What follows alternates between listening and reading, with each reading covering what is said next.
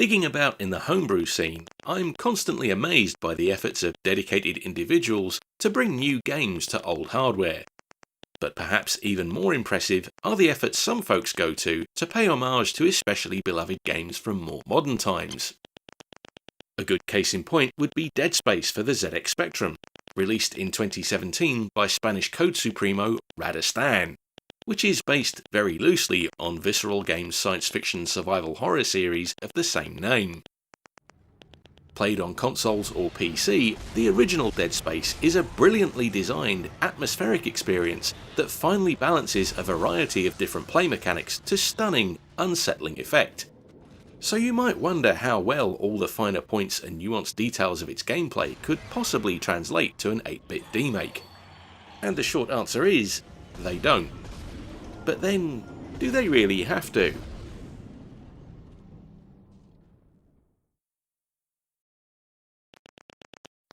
Radastan's Dead Space basically boils down to a very simple top-down maze exploration game.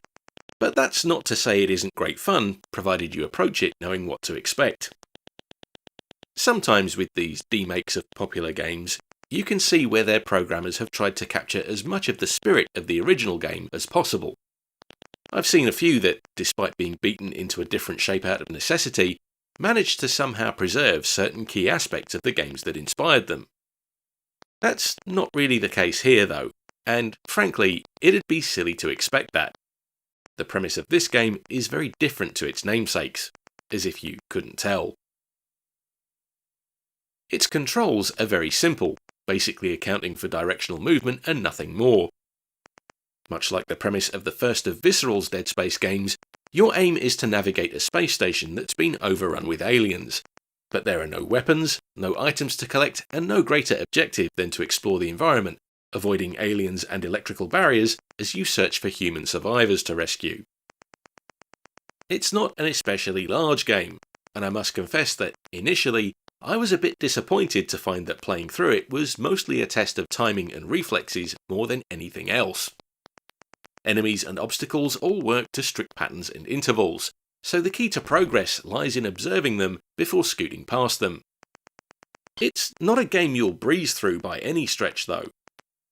You've got 3 lives, denoted on screen by the white icons at the left of the play area, but if you're not careful, you can easily burn through them on a tricky screen. What I really like about Radastan's Spectrum remake of Dead Space is that, in spite of its simplicity, it's challenging enough to make progress feel rewarding without being unfairly difficult. Some of the enemy patrol routes on each screen are tight enough that you'll need a keen eye and quick reflexes to avoid them, and certain rooms on the map require a bit of thought to navigate safely. But it feels like a game you can complete if you're determined to stick at it. And, at the risk of showing my age here, it's a great one for folks like me who used to get a kick out of making maps of their games back in the day, in hopes of working out how to beat them. That probably sounds unthinkable to folks raised on more contemporary adventure games with their fancy built-in map screens, but it was a big part of gaming on home micros way back, and something I personally got quite into. My only substantial criticism of the game calls back to another prevalent feature of that era, namely keyboard controls. Honestly, they're fine in use, utilising the old standard QAOP arrangement for up, down, left and right, but I'd have appreciated an option for joystick control, and given how precisely you have to manoeuvre at times, I think incorporating that would have made sense. It is what it is though, I guess, and in a certain light, you could maybe even argue that it adds to the charm.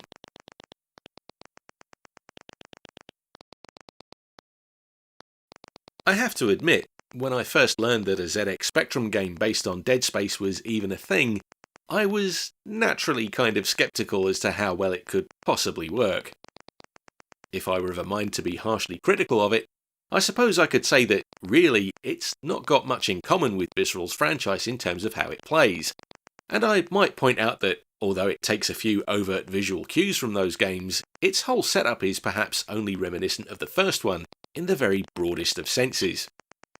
But the thing is, to be honest with you, I'm not inclined to be harshly critical.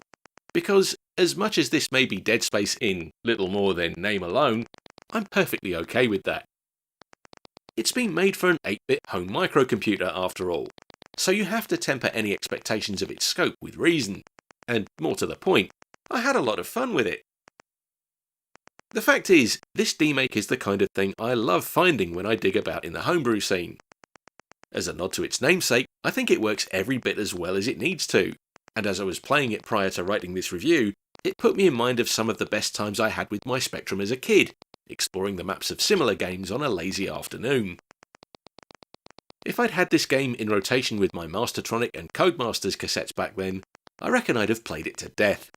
And I think that's probably the highest praise I can give it.